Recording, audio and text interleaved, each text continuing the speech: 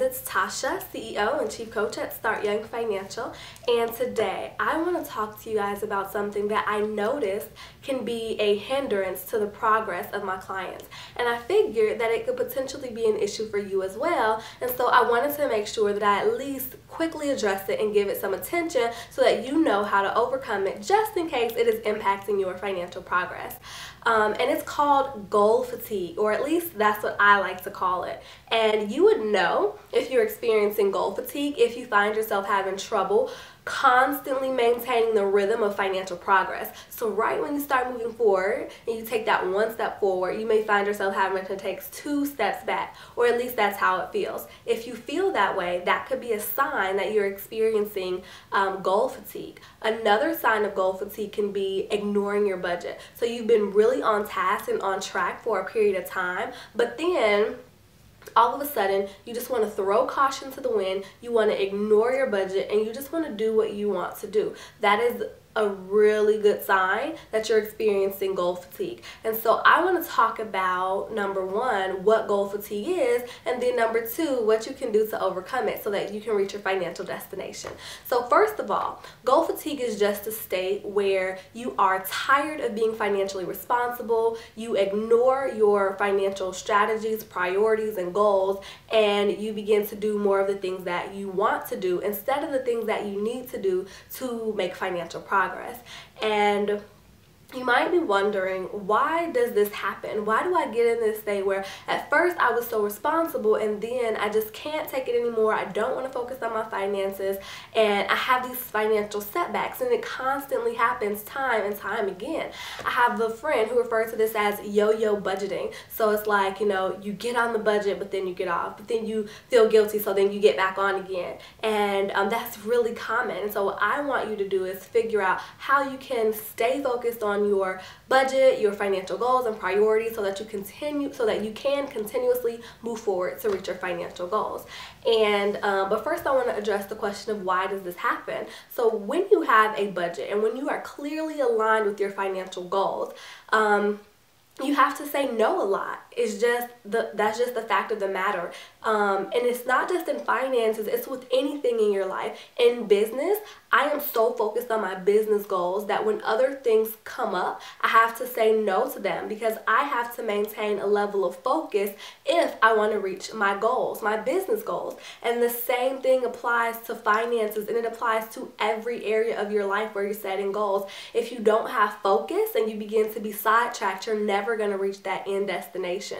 However, when we're talking about your finances, it doesn't really feel like freedom when you have to always say no to things that you may want to do, because a lot of the things, they feel good, they make us feel like we're enjoying ourselves and we have this sense of pleasure and indulgence, when in reality they're detracting us from our financial goals. And so a lot of times all we can see is that we're saying no, no, no, and psychologically that can become a mental burden, and you are building up this anxiety and this unhappiness because you find yourself always saying no to the things that you want to do. That would make anybody feel overwhelmed, and eventually you're going to explode, and that's what happens when goal fatigue comes on. You just explode, you shut down, and you no longer want to have to focus on all of those things that were bringing in negative energy from causing you to say no to the things that you think you were desiring. So what I want you to do is I want you to reshift your mindset and don't focus on saying no, but instead focus on saying yes. And this is what I want you to do. First of all, I want you to get so focused on what your financial goals are. I want you to envision your financial future and the things that you want to accomplish, and envision it with clarity. Think about it in your imagination. See it in front of you. Imagine yourself in that moment. Think about what it will feel like once you are able to accomplish your financial goals. And then what I want you to do is say yes to the vision that you have for yourself. So I want you to not focus on saying no to the present. I want you to focus on saying yes to your future. And it's a delicate balance because sometimes you have to say yes to the present self, but then other times you have to say yes to the future self. So it's never a matter of yes or no. It's a matter of yes now or yes later. Do I want to say yes to shopping today, or do I want to say yes to travel tomorrow? You know, every dollar that you spend on one thing is a dollar that you can't spend on something else. And although money is an abundant resource, there is no scarcity or lack of it. We only have a certain amount of it at any given time. So when we're making decisions about what we want to do with our finances, we need to make those decisions from a place of goal clarity. And we need to get so focused on those goals that nothing else even matters. I don't know who said it, but I read this quote that says, obstacles are those things that you focus on when you take your eyes off the goal. So I want to encourage you, do not take your eyes off the goal. Get so focused on what you want to accomplish so that you don't feel bad about saying no. Actually, you will begin to feel empowered because you realize that you're not saying no, you're saying yes to your future. And also, you have to realize that anything that detracts from your financial purpose or your financial goals is not to your benefit. It's only to your detriment.